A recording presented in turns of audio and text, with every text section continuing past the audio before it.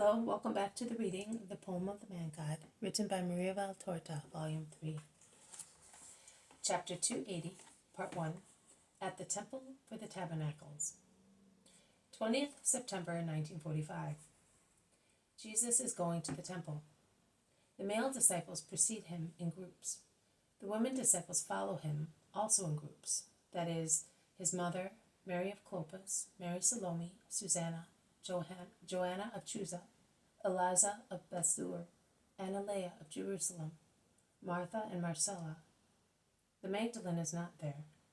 The 12 apostles and Margium are around Jesus.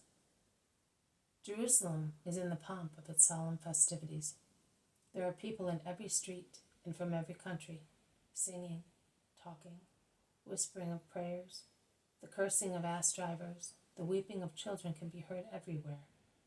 And above all the confusion, there is the clear sky visible between houses and a pleasant sunshine which brightens up the colors of garments and enlivens the dying shades of pergolas and trees, glimpses of which can be caught here and there, beyond the walls of closed gardens and terraces.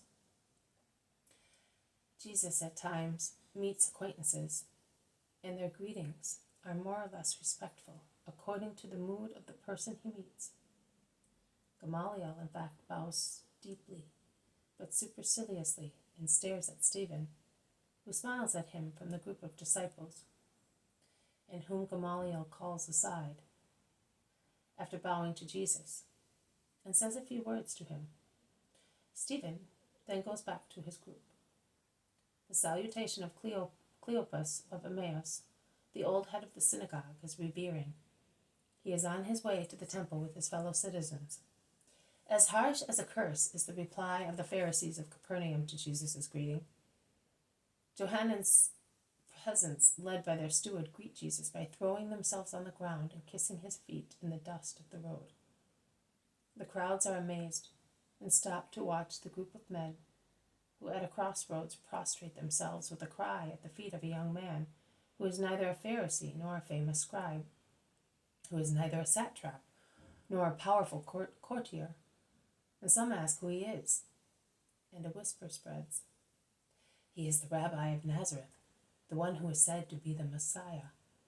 Proselytes and Gentiles then crowd inquisitively, pressing the group against the wall, causing obstruction in the little square, until a group of ass drivers scatters them, shouting imprecations. But the crowd soon gathers again, separating women from men in a harsh, demanding manner, which is also a manifestation of faith. Everybody wishes to touch Jesus' garments, say a word to him, ask him questions.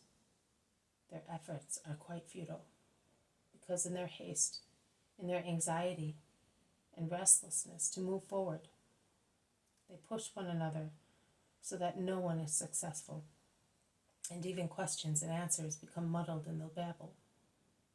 The only one who disregards the scene is Margium's grandfather, who replied with a shout to his grandson's shout, and immediately after revering the master, has clasped the boy to his heart, and remaining thus, sitting back on his heels, his knees on the ground, is holding him on his lap, admiring and caressing him with tears and joyful kisses, asking him questions and listening to him. The old man is already in paradise, so happy he is, so happy as he is. The Roman troops rush to the spot thinking there is a brawl, and they push through the crowd. But when they see Jesus, they smile and withdraw tranquilly, and merely advise the people present to clear out of the important crossroads. Jesus obeys at once, taking advantage of the space made by the Romans, who are walking a few steps ahead of him, as if they were making way for him, whereas in actual fact they are going back to their outpost. The Roman guard has in fact been reinforced, as if Pilate were aware of the ill feeling of the crowds, and were afraid of an insurrection when Jerusalem is full of Jews from all over. And it is beautiful to see him go, preceded by the Roman squad, like a king, to whom they make way, while he goes to his possessions. When passing by, he says to the boy and the old man, "Remain together and follow me." And to the steward, "Please leave your men with me. They will be my guests until this evening." The steward replies respectfully, "Everything will be done as you wish," and he goes away after bowing deeply. The temple is now close at hand, and the swarming of the crowds, just like ants near the ant nest, is even denser when one of Johanna's peasants shouts, "There's our master!" and falls on his knees to greet him, imitated by all the others.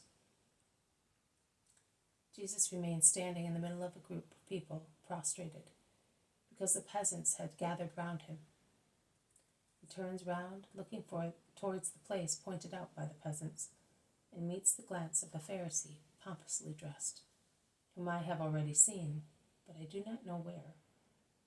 Johanna, the Pharisee, is with other people of his caste, a heap of precious clothes of fringes, buckles, sashes, phylacteries, all larger than common ones.